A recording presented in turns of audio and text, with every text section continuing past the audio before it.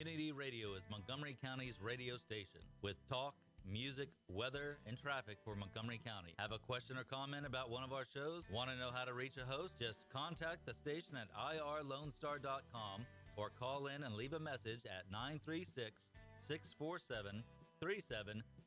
Get involved with your community with Lone Star Community Radio.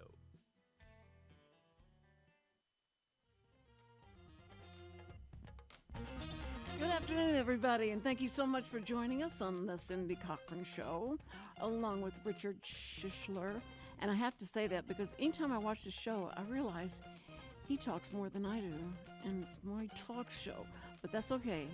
It's okay because he has so much to say, and he is so well versed in so many different areas. So it's good to have him as someone I can bounce things off of.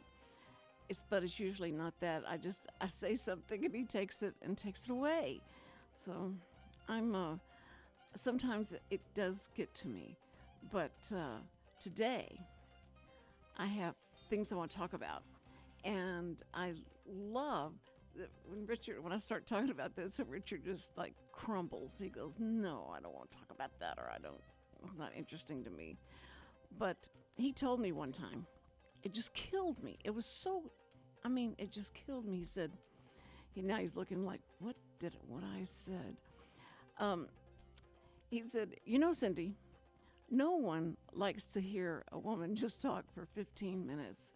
Because we were talking about going to breaks. When should we go to breaks? And so it should be at least, you felt like, under 15 minutes. What I love, and it's such a woman thing to do too, is they misinterpret what I said. Because I didn't. Oh, yeah.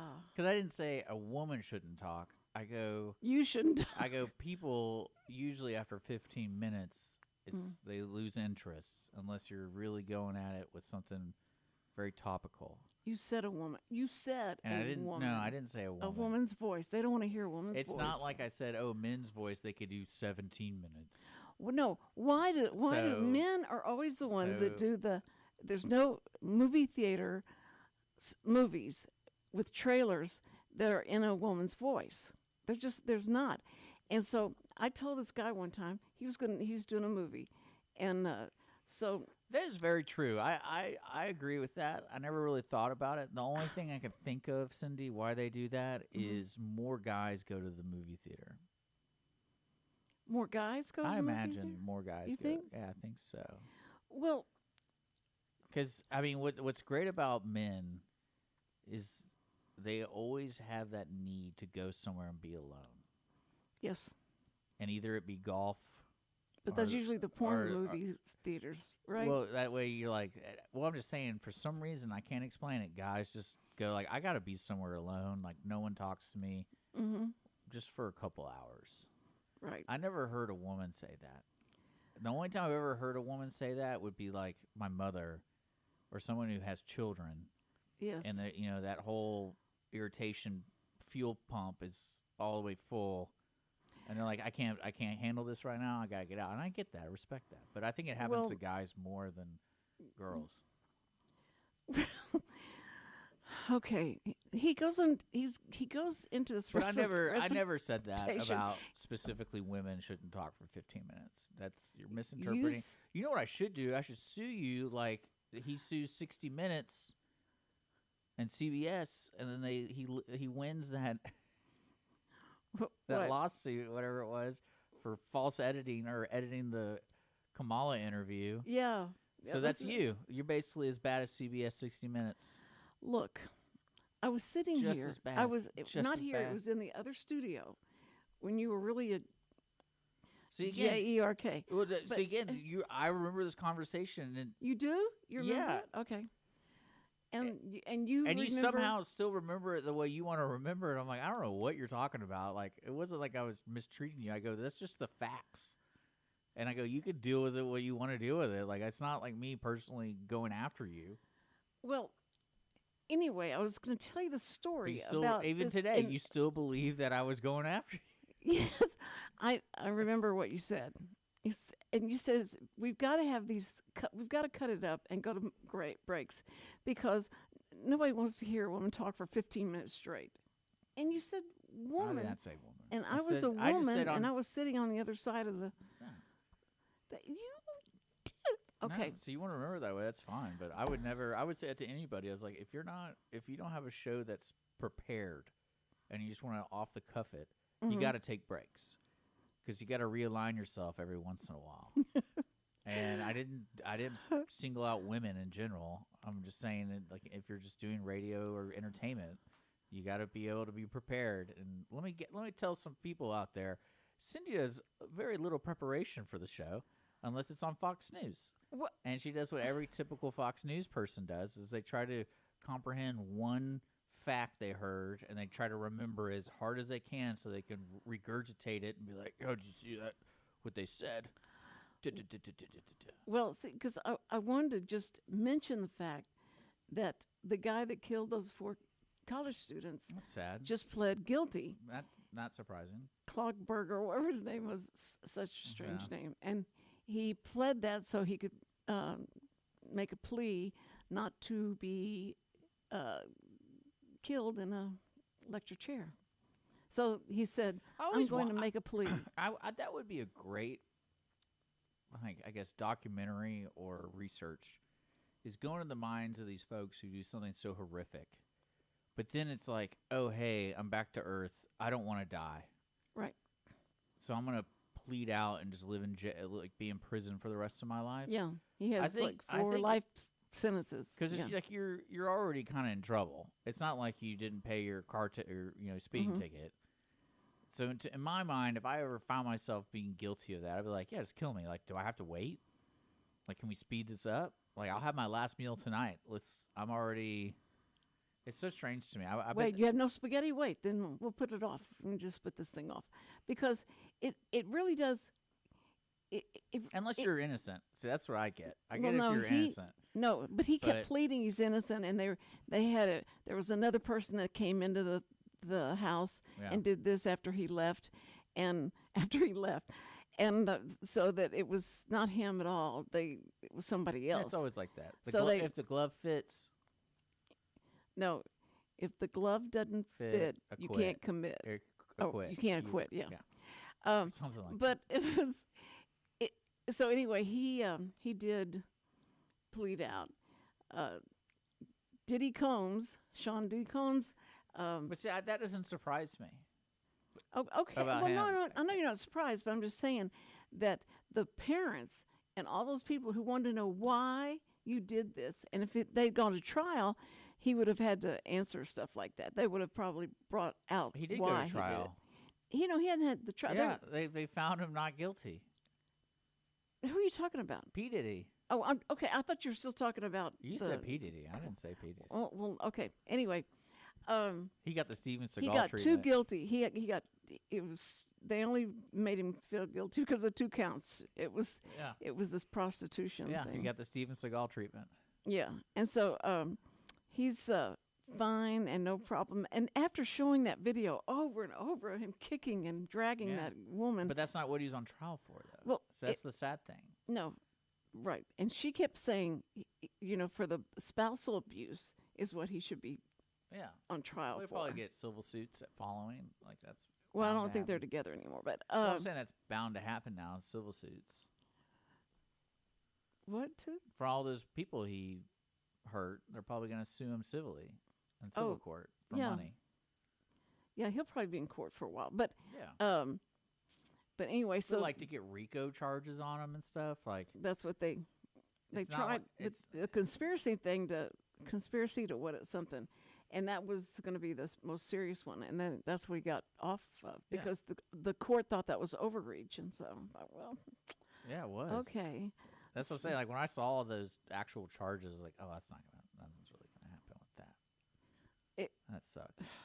Somebody got to the lawyers and said, we're going to do this, and the judge just found out like 2 days ago that they were going to, cop a plea, and so he's like, I just got this information, so I apologize to the parents and all that, but I have to do what he's saying. He wants to do this, and so I'm right now going to read to you all the reasons why that you better be sure you're going to do this, plead guilty, because if you plead guilty, you'll never come back. You can't come back and say, I really didn't do it. Is this P. Diddy or is this the... Now, this is the college guy. The college, you keep going back and forth.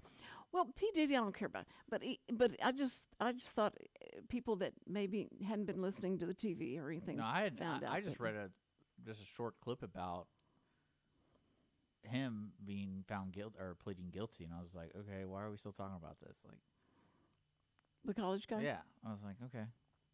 Well, because of how they spent so much time and so much money, taxpayers' money, on saying that he was innocent, and that it's even though his DNA was found on all the same stuff. So anyway, but P. Diddy, they had a huge crowd out there waiting for P. Diddy to come in. Why do we see P. Diddy? What is that? It's Sean Combs, right? Sean P. Combs or something like that. His middle name is P. Might be, but who cares? His nickname. Anyway. He's got so many nicknames. But yeah, he's been called a lot of things. Yeah. You know, but there are a lot of women that were hoping that he's gonna get it. He's gonna get it. Nope. And he didn't do it. He didn't get it. But anyway, I was start telling the story about this guy in L.A. that's doing a movie, and he had done animation for me before when I was at Time Warner, and so he calls and tells me what the movie's doing. He's really excited about it, and I said, I'm going to be in L.A. You know, I'll come by and see you. And so I go out there and see what he's doing, and he's working for Disney, and so. He said he's got this idea, and he told me the idea and what he's going to. It was kind of scary, mysterious, and all that. And I said, "Let me ask you something. How many times have you heard a woman's voice doing the trailer?" And he goes, "I don't think I ever have." I said, "Why do you think that is?" And he said, "I don't know. Man's voice more commanding, and it goes for any kind of action shows or anything like that. You know, they're the ones that are going to do it." And I said, but what if you had a woman's voice doing a creepy trailer voice for what you want to do? Because what you're doing is really, it's scary and creepy. And he said, do you want to do it? And I went, yes. And he said, okay, how would you do it? And so I told him. And he said, okay, all right, then that's what we're going to do. Now, I'm going for let's see. Next week, I talked to the guys that I think are going to be the angels for it. They're going to produce it. And so I will call you, and you just come back in, and we'll do the voice thing. It'll be, but you're right. And that would be good. That would be a good, maybe an attention getter that finally a woman's going to do the trailer voice. So.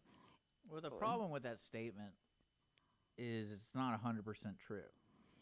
I'm sure one day, a long time ago. No, there's probably, because a lot of those trailers you're thinking of is that trailer voice, and not every trailer uses that voice. No. So it's not every trailer, and it's not, because there's probably some trailers out there that has a female voiceover, either because they're in the movie or whatever.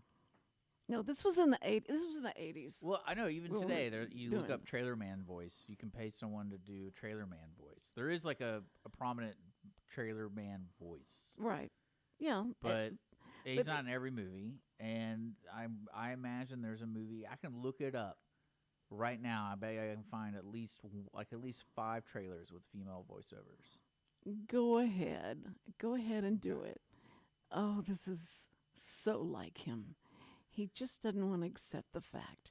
It's not a fact. That's the problem. Women are so discriminated against, thinking that they don't. So right here, Gone in 60 Seconds, Resident Evil 1, Inherent Vice.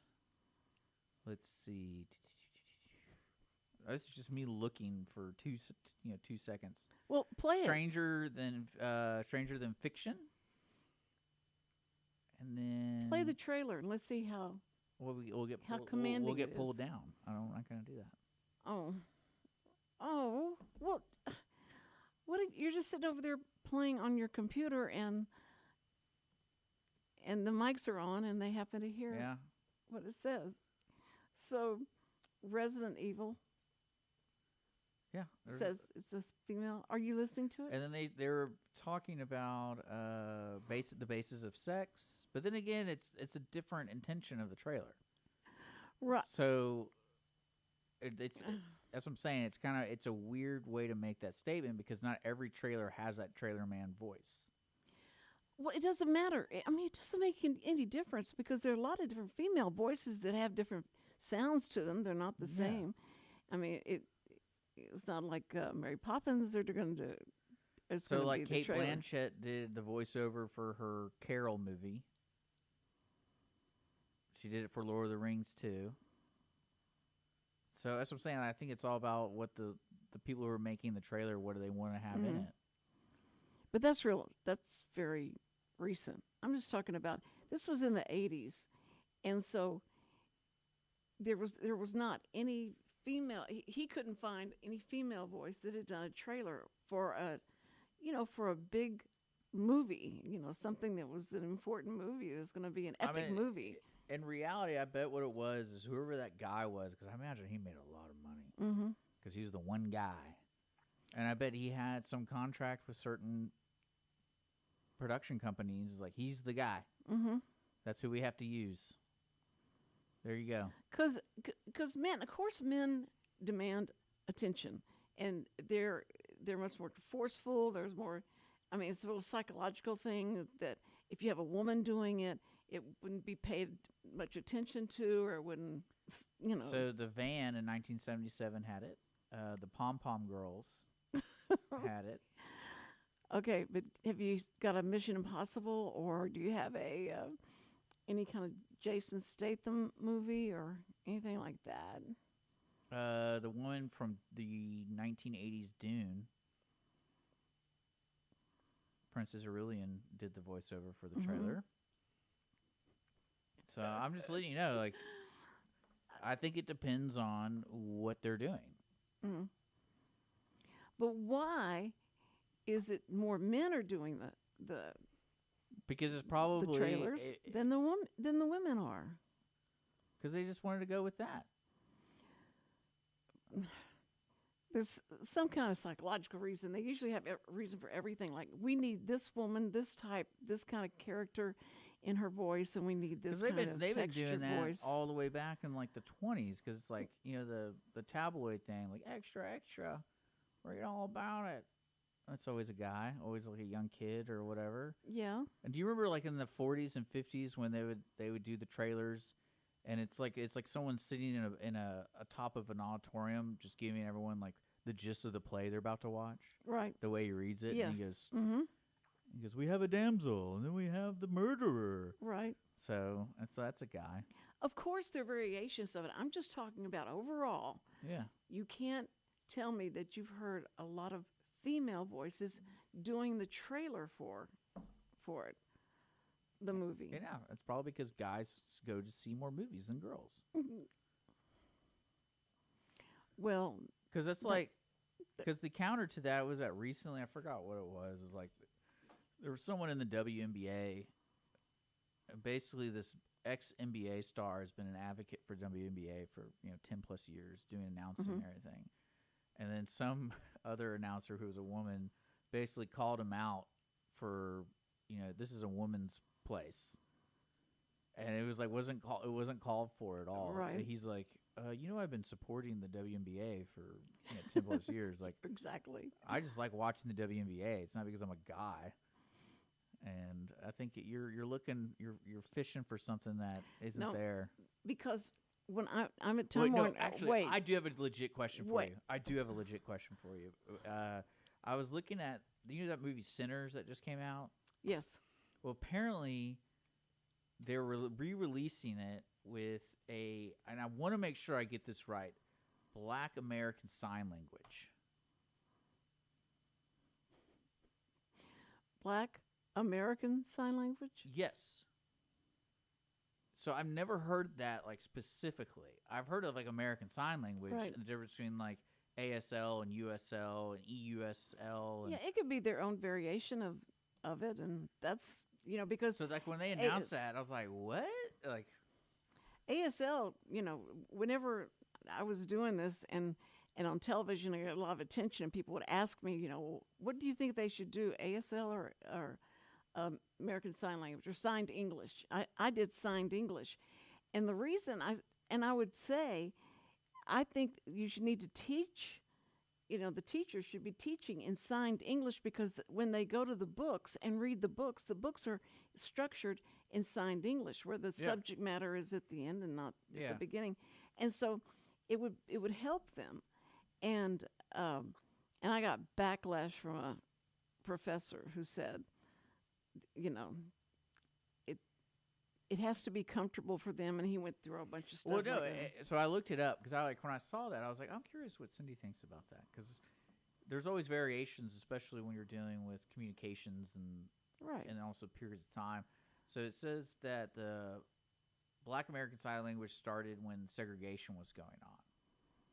And this was all the way leading up to 1954. So deaf kids who were going to deaf school were segregated, so they had different types of sign language. Mm-hmm. And then someone even brought it up and I don't have to look at this, was even more interesting, was apparently School Ireland during that time.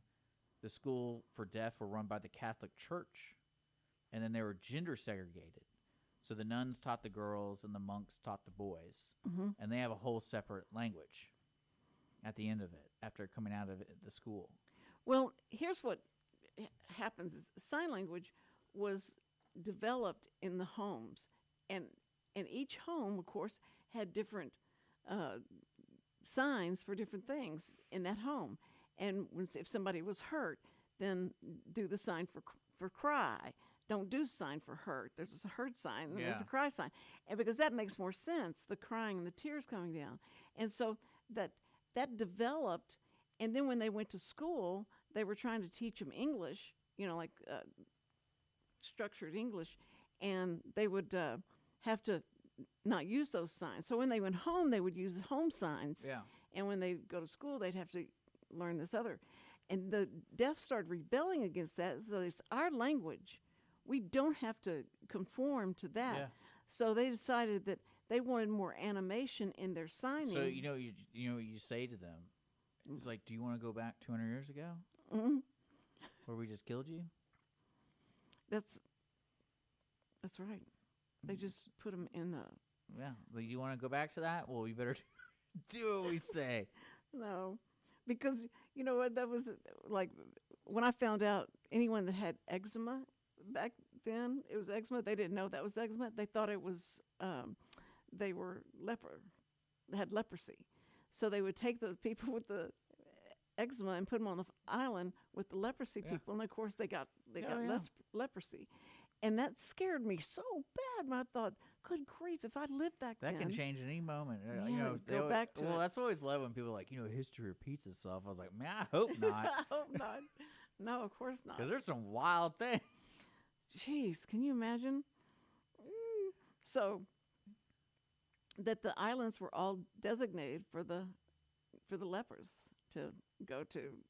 And because Jesus healed lepers and healed their hands that had been eaten away and all, and he healed them, and then he told them to go into the town and tell everybody what happened, that I've healed you. And it was so bad because only like one person came back and thanked him, and then he said, "Where's everybody?" And he said, they've all gone. They're so happy to have this done, but they didn't go into the city and tell the people and say, this is what happened, this is why I'm healed, because they'd known him all these years. They had never seen him. He didn't get any credit, and he didn't get any credit for that. That was terrible. He didn't say, "Now don't tell him." Isn't that one of the first things you learn as a kid? Is like, I wouldn't expect anything happy to happen in your life. Well, yeah, but it was usually when he tells somebody, "Now please don't go tell anyone," they would go tell. And that would be the reverse psychology for it. And it was interesting, but we did have, good grief, the things that they did in the mental institutions and all that. That's what I'm saying. Like, do you want to go back to that? Yeah. You need to be so happy. Like, the lobotomy stuff is wild to me. Oh. Just because I think what I love about it is it's so simple. if they just take this one piece out of your brain. And it's just like, wait, what? Like if someone tried to explain to me, like, we're going to stick this long thing through your nose. Through your nose. And we're going to hit your brain. You mean like the most vital thing to my body? Yeah. And like, and a human's doing this? Like, what happens if he like has tremors or something? It was like that Arnold Schwarzenegger movie where he, they I can't Recall? even say. Yeah, I couldn't. Oh, it was awful. So, but yeah, anyway, I remember watching that scene in Total Recall where he gets the tracker out. I'm like, so you're telling me he didn't feel that? That thing's as big as a. I don't know. I don't know how big that was. Like a kiwi, as big as a kiwi. It's funny how, it was not AI. It was back then in that movie, they would have been using practical effects. Huh? You mean practical effects? The special effects for that would be GP. What is it? I don't know. What they weren't using AI, of course, but it was CGI. CGI. That was it. CGI. In Total Recall, they didn't use it for that scene. You don't think they did? No, that was a model. You could tell. You're talking about when Arnold Schwarzenegger got the tracker bug. Yeah. Yeah, that was all that stuff was practical effects. I don't think there's any CGI in that movie at all. I don't. How can you not say? Are you talking about it's a model, like it's a model face, and they had it programmed to, to look like they're scared or like it hurts or whatever? He's looking it up now. Oh yeah, that is definitely not. So people don't know, we're just looking up Total Recall. Get your butt to Mars. Oh, that movie's so good. Yeah, look at this. This is not real. That's not CGI. That's a robot, 100%. Ooh, look at the teeth. Of course. Oh yeah. Oh, of course. Oh, that just hurt though. I mean, it just hurts because if you've ever had, it reminds me of when we started taking shots for the pandemic. Polio? No, pandemic. Oh, okay. I don't know how far back we're going. And they would, you drive up and they'd take that and put it way up your nose. Yeah, I like that. Oh. I never had that happen to me. Did you ever take a vaccine? No. You never took the vaccine? I know, I'm terrible. Well, I'm glad you didn't. Out of pure laziness. Well, that's good. You saved yourself. And I remember making... I don't know if I saved myself. Well, I mean, you didn't have to have... I mean, if it was like a marker for the alien rapture, then maybe I did. I mean, that's how they track you. That was one of my favorite things in the X-Files. Oh, X-Files, yeah. Yeah, there's a whole plot twist where they gave... I forgot what vaccine it was, but it was like in the 50s. So everyone who got the vaccine, it was more of a DNA test. So they have everyone's DNA. I remember that one. It was a good plot. I liked X-Files. That was good. It was good. It was good. It was No, that whole COVID thing was kind of fun to me. I was having a good time. You had a good time through that? It was just it was a powder keg, but no one knew how full the powder keg was. See, I went. Either one person thought it was all the way to the top with the wick ready to go, and other people were like, eh. Well, that's why I told Sam. I said, I know, I don't ever say I want to sue somebody, but after having those 2 vaccines, and then about a week and a half. Well, yeah, after I have a stroke. And then so I wanted to ask you this. So you at one point recently, I would say in the last 2 decades, you've had some like severe medical problems, right? Yeah. And I always thought about when something comes up like that, like COVID, where it's basically in a sense mandatory in different aspects. I'd be like, yeah, I'm already on my way out.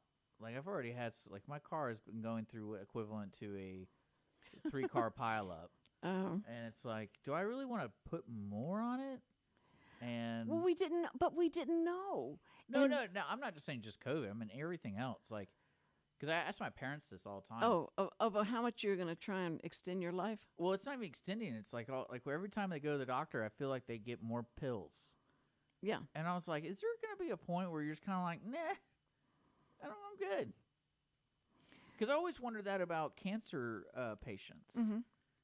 Because most of the time you hear people who get cancer, and this is talking out of my butt because I don't know. Most of the time you hear about people who get diagnosed with cancer, they do chemo. Right. So what happens if they don't do chemo? Like, what is the threshold of pain of cancer without chemo? Because I imagine there's some people out there like, you know what? I'm already dying. I really don't want to deal with it. I want a quality and of life. they probably don't want to talk about it because they don't want people. They want people to get better. They want people to do chemo. But I always wondered, like, oh, if somebody like just said no, what kind of is that? What does that look like? Watching somebody die that way, like, they feel like this you're rushing it, and to do that. But after I went through that stroke, I had the fourth stroke or whatever, three strokes in that. Yeah, you're almost a decorated hospital. They should have rolled me down that the corridor and everybody applaud. No, but after that, and then to have a quadruple bypass. Yeah, the platelets in my head are going, and that they hadn't done the clot buster. That's a great name. Whatever that's called, it's a clot buster procedure. If they hadn't done that, I would have died. He said, you wouldn't have survived that. Yeah, that would not have gone over. So I was thankful for that. But after I had all that, and they loaded me up with all the pills to take for everything,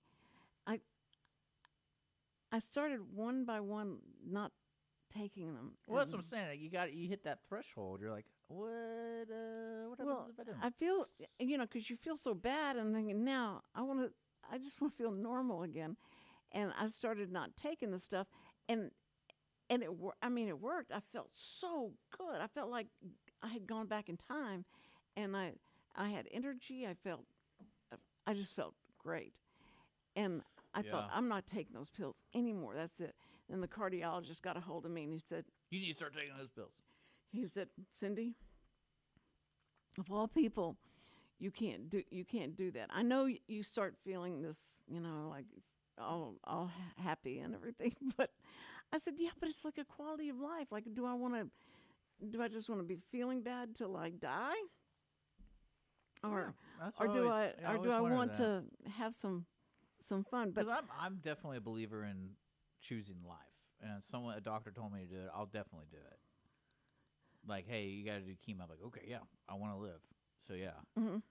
But I feel like people hit a certain threshold with it where it's like, okay, I really don't care. Yeah, that's what I had to deal with my grandmother this past week. You asked her about that? I told her to shut up. You told her to shut up? Yeah, she kept talking about dying. I'm like, we know. You're 94. It's not like we could take you somewhere and make you younger. Uh-huh. So it's like, we get it. You're dying. So we don't have to talk about it. So she talk about someone else. Is she not accepted that fact, or is it? No, she's gotten to the point where she wish it was a light switch, and just like she wants to go. Oh, like a light. Oh, right. She's like, I'm ready.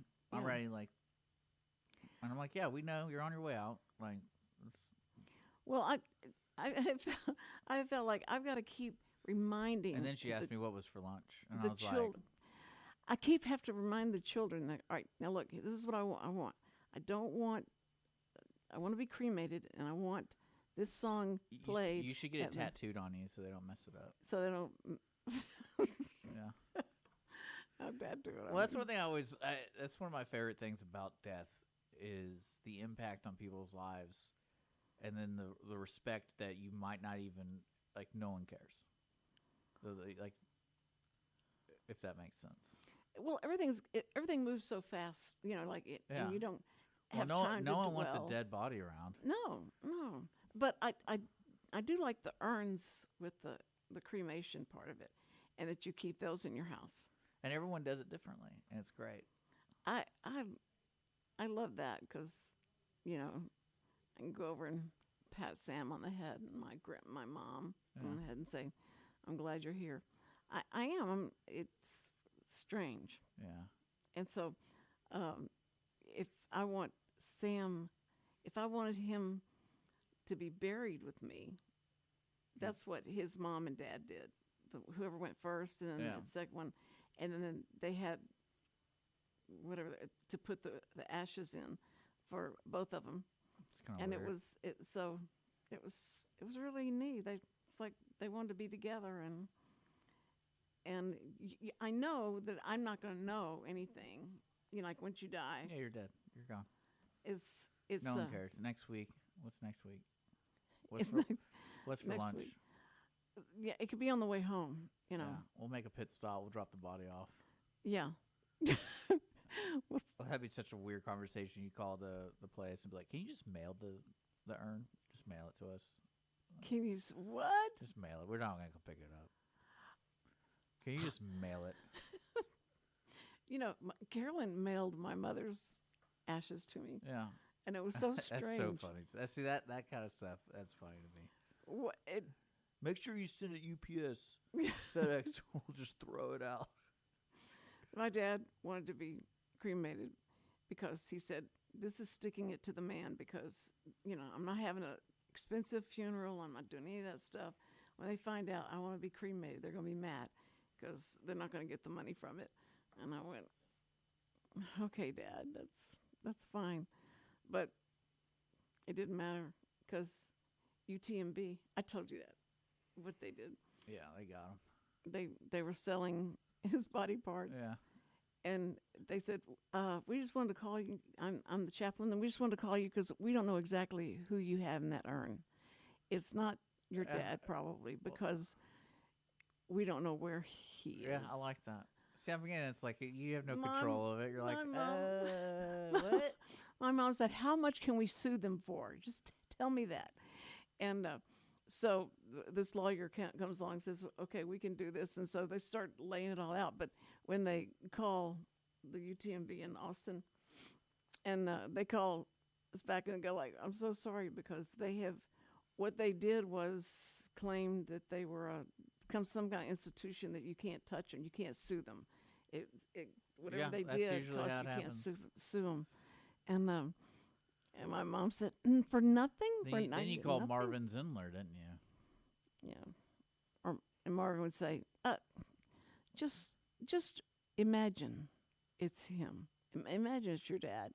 And that's you're not going to open it up and check it anyway. And and find a tattoo that was on one of the pieces of, no. So that's what I'm saying. It's just, you never know. When you're dead, like, there's nothing you can do about it. Like, no. It is what it is. And that's what's very cool about it, is that you're not afraid of death. It's just you go into another dimension of but we also hope, right?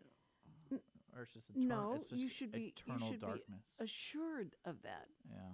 If God wants you to be happy, He knows that you could be in a happier place than you are now. Why can't I be in a happier place now? No, because you don't act. You always act like you're upset about something. So I'm saying, if you're no, that's what I told you when I arrive at the pearly gates. I'm like, yo, dude, I don't really care. I liked it back there. Why are you making me come here? Oh, you want to go? Okay. Yeah. And if it was the gates of hell, I'd be like, yo, dude, I want to go back. Why do I have to come here? Mm-hmm. You think you're going to go to hell? You never know. I mean, they could be misplaced my soul. You know, just like your dad. They could have just misplaced it. Like, yeah. Luckily, I think that goes like immediately. That's what. Maybe we don't know how time works in the afterlife. No, and isn't that good though? Because if you knew all the stuff, see, that's why I think that it's interesting that we don't know. Although we want to, like, I'd like to know what Sam's doing right now. Like, what's he up to, and who has he seen his mother and dad? Is it, that's what you want to imagine in your head is like, all your family's going to greet you at the gate. And so here's a fun thought. What happens if reincarnation is real, right? And the human existence is the greatest achievement you can get to in the reincarnation. Because if you think about being reincarnated to anything else, the lifespan is like gradually shorter. So when you get reincarnated into a human, you have like an expectation of 60 years. But then most of the time, you say you become an ant. Like your life expectancy, but then it keeps happening. So you hit the lottery when you become a human, or like one of those weird creatures that lives for 150 years. But since like a roach. But since we know that our body starts deteriorating. Yeah, well, everybody does. Right. That's what I mean. Since we know that's going to happen, and the Bible says you're appointed only one time to die. It's only an appointment of one time to die. You're not going to be over, come back to life and then die and come back to life. So that's comforting. I'm only going to die one time. I like the idea of living again. That'd be fun. But you'll have another existence that will be. Maybe I want to be a woman next time. Oh, really? Oh, a woman next time. Yeah, and I'll probably be the exact same person. Like, can you believe women talk for 15 minutes and no one cares? Can you believe it? We were talking about that. What I thought was funny was that at Time Warner, I did the production, so the marketing department called me and said, "Listen, we're going to be bringing in Playboy." And I said, "Playboy?" And they said, "Oh, yeah. You mean the TV channel?" Yeah, the TV channel. I was like, "What?" It was one of the channels that were going to be going in. And you did the voiceover work for them. Yeah. So what is They said to me, I did not know that this was porn. It was what I thought. It said, because what I was reading was they were saying it was like they have games, as adult games and stuff like that, and it was just all these things and adult movies. I wish I had that recording. So I would mash that up for your opening. So anyway, they said, "Okay, Cindy, we want you to do the voice over for the commercial." And I said, "Okay, well, what voice do you want?" And they went, "We want your sexiest voice." And I said, "My sexiest voice? That's what you want me to do this in?" And they said, "Yeah, because you don't want people to know it's you." And I said, "What? Why would I not want people to know that I did the voice? This is great. They know I do that all the time." They said, "Yeah, but just do it. Let me see what it's going to sound like." And so I did it, and we were laughing so hard to get this out and to do this, and it'd be funny. And so I did it, and they said, "Yeah, that's exactly what we're looking for." And he took the money. No, that was my salary. I wasn't paid by the voiceovers I had to do. He took the money. I didn't. You didn't stand by your principles. I'm telling you, that's why remember when Jimmy was telling you about me doing that, and that I didn't think anybody would recognize my voice. And the first thing when it came out, he says, "Cindy, did you do the voice for the Playboy channel?" Of course, he'd be the one the first day. Turn it on, Jimmy. And it's not going to be what you think it is. I didn't know that, but there were funny things that happened there because they had when the porn channels came in, it was a big deal. Like we had to be very careful, and all the stuff that they said it was ridiculous. And the Houston City Council meetings were coming on, and so I walked into the offices and I looked and I thought, wait a minute, the city council meeting is, and so I walked into where the master control was, and I'm seeing the porn thing, and the porn thing, they've switched the channels are switched, and I'm going like, and I'm trying to find somebody to how do you switch this back, and trying to find somebody, and this guy was out having coffee or whatever, and it was supposed to be in there, and he comes walking in, and I said, "Look," and he goes, "What is?" Oh my, so he just trying to find how to turn the city council meeting back on. In the point, it was horrible. So that had to be funny, and he wouldn't let me tell anybody about it. He says, "Do not tell anybody about this because they'll make a big deal about it, and we can get sued and everything. So don't tell anybody about it." I told you this is what those kids did at the bowling alley. What? They somehow got like I guess they're using their phone. That's the only way I could understand them doing it. But they cast it up on the... they were casting on the TVs, and it was really funny. And I just I unplugged the TVs. I was like, what do you want me to do? That's hilarious. Because mom couldn't. He's like, sir, someone's trying to watch something inappropriate. Oh, that's... I like it. That's funny. Yeah. I was looking around. I was like, "Who's the rascal? Who is it?" And these are all older people that play at that time, or I have no idea. It was a mixed bag of people. Oh, okay. When did the older people? We had someone throw up in the bathroom today, this morning. That was great. No one said anything. We go in there. I'm like, it kind of stinks in here. There's so much what? I was like, it kind of stinks in here. And one of the snack bar kids was like, let me check the bathroom stall. And I was like, okay. And there's just throw up everywhere. Oh, no. And I always love that because... Are you in charge of cleaning up the bathrooms? No. Oh, okay. That's one of my favorite power positions. I look at the 17-year-old, like, this is your job. Well, no, I offer. I was like, you want me to help you? What do you want me to do? Like, and he's like, no, I got it, man. And I'm like, that's a lot of throw up. So I open the door to the rest of the alley, and I look around. I'm like, one of these dudes just lost their lunch, breakfast, and maybe last night's dinner, man. Like, who is it? Which one is it? Well, when I was assistant manager at a spa thing and a fitness place, and I had to go in and clean up the bathrooms. Yeah. And women's bathrooms were so much dirtier and disgusting than men's were. And I thought it was going to be just the opposite. I think it just depends. No, I thought it was going to be just the opposite, but it was. I go and slap every woman that comes in here because y'all are disgusting. I think it just depends on the person. Well, it was because I've been a to number both. of them. I've been to both, and they all have their off days. You mean you in the girls' restroom? Well, for the bowling alley and stuff. You clean up? Yeah. Well, that's what I asked you. Do you clean up the bathrooms in the bowling alley? Well, I don't like to. I get one of the kids to do it. But, I mean, I've been in there because that's the unfortunate thing where I'm at is everyone thinks I'm responsible. So I'm the one they go to. Because you act like the head guy. Yeah. And it's really problematic for me. But they come and tell you there's no more toilet paper, or that somebody someone's done something. You know, missed the toilet. Those are my favorite. I'm like, excuse me? Someone missed the toilet? That's the only thing I can describe it as. I'm like, so you're saying there's poop on the ground? Like, I can't imagine having that conversation over the little counter at the bowling alley. Oh, I know. There's some weird conversations I've had there. It's a wonderful place of just like, what's going to happen today?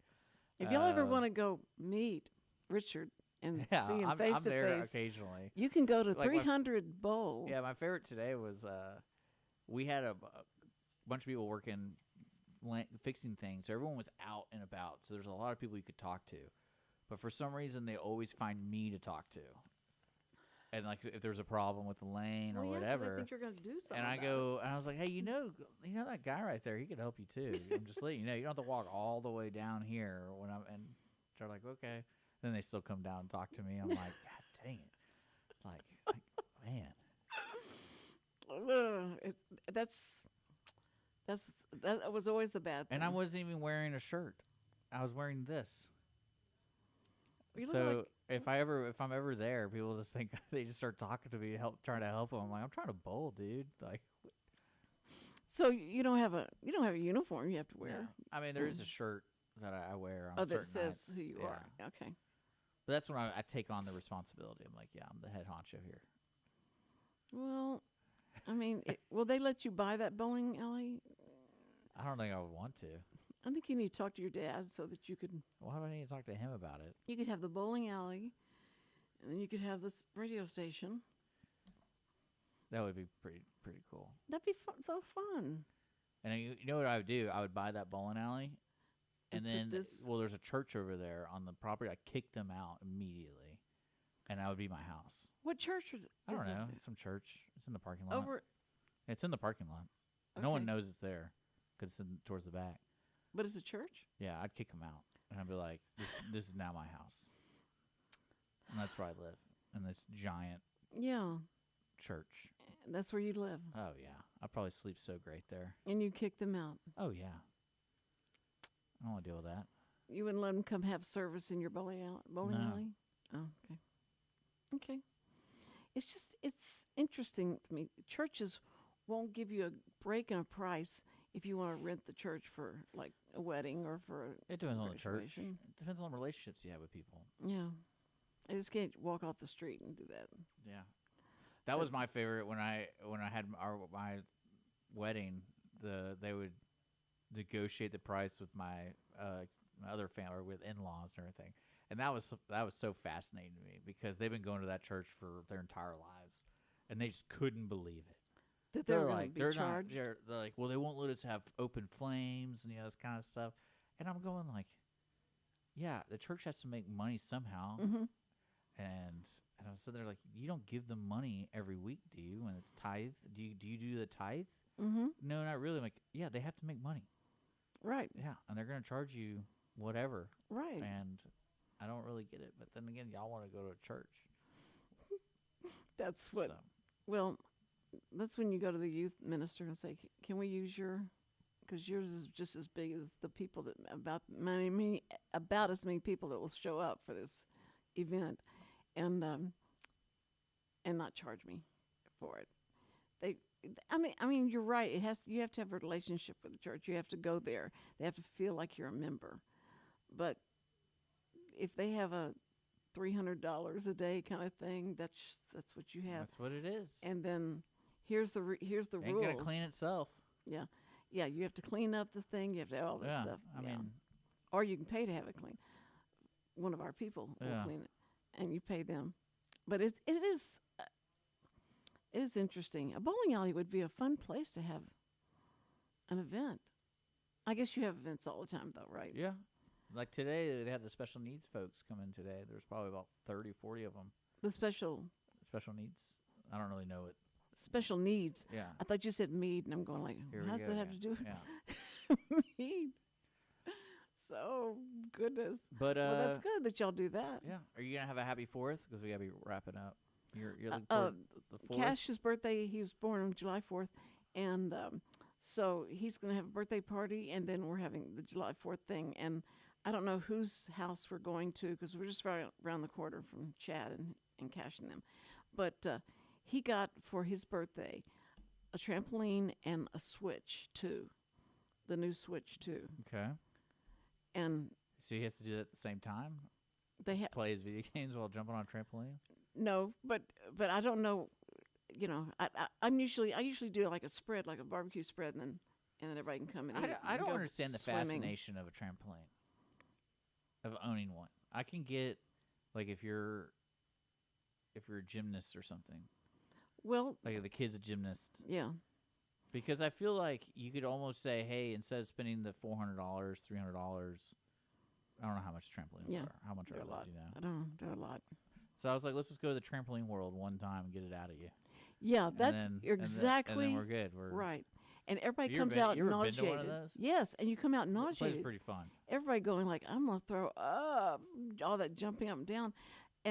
But the insurance companies will charge you, that's separate and apart from insurance from other stuff in your house, because those are so dangerous. I wouldn't, that's what I'm saying.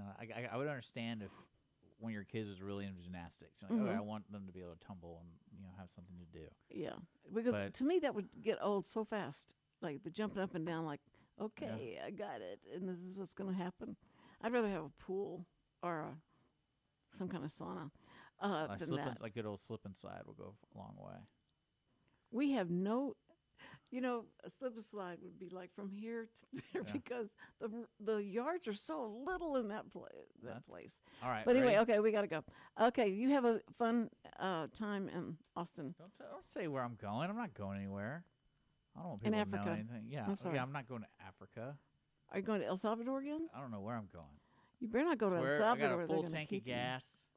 And just drive. I'm just going to drive. And follow the smell of the barbecue. And are you cooking this tomorrow? Okay. I'm doing ribs, doing chicken, doing steaks, doing whole sorts of stuff. Whole thing. cauliflower, corn on the cob. Man. Maybe a cake somewhere. I don't know. Maybe a chocolate pie? Lots of Rolling Rock beer. I know that. That's in my future. You're going to get people drunk. Don't get me drunk. You're going to get you drunk. I don't take responsibility of anyone but myself. Richard, you're the funniest person in the world when you're drunk.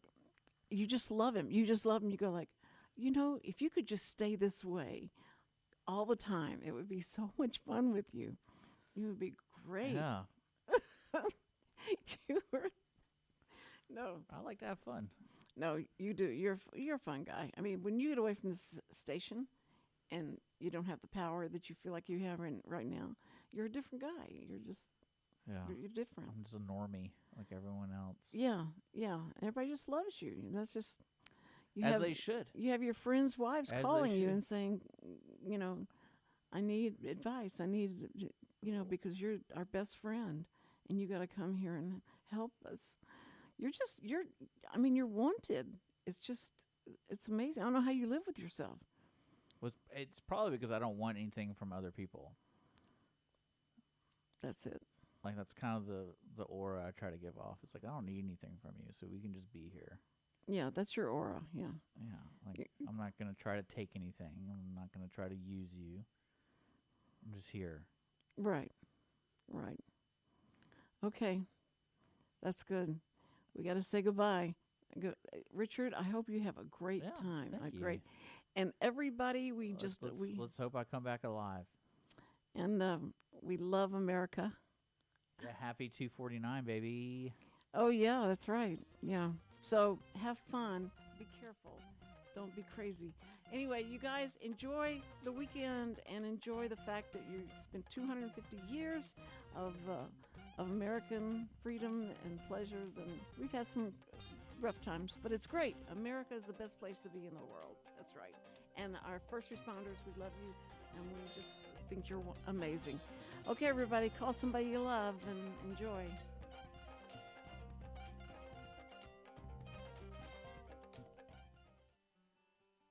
Every week, people ask the same two questions. Are they ready to retire? Will their savings last for their lifetimes? Hi, this is Chris Wootton with Wootton Financial Group. Our firm has been in Montgomery County for decades, but the hopes and dreams of the people we serve never change. We help answer these two questions and many more that people have about their uncertain financial future. We have a simple introductory client experience that allows us to get to know the client and includes a few meetings for the client to kick the tires at no charge. We provide a concise, one-page summary that helps the client get a better handle on which questions are the right questions for them. To learn more about Wootton Financial Group's process of helping their clients to a clearer financial future and to see their contact information, visit Cindy Cochran Show page on irlonestar.com/TCCS. Wootton Financial Group is a proud sponsor of the Cindy Cochran Show. Wootton Financial Group is available by phone at 936-449-5952 or visit them on the web at www.woottonfinancial.com. That's www.woottonfinancial.com. This program is sponsored by the Wootton Financial Group.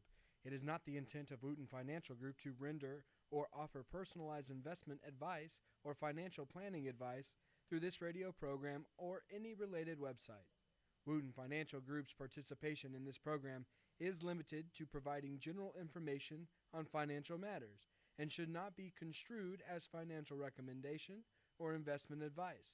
Investment advisory services are offered through Game Plan Advisors, Inc., a registered investor. All my brothers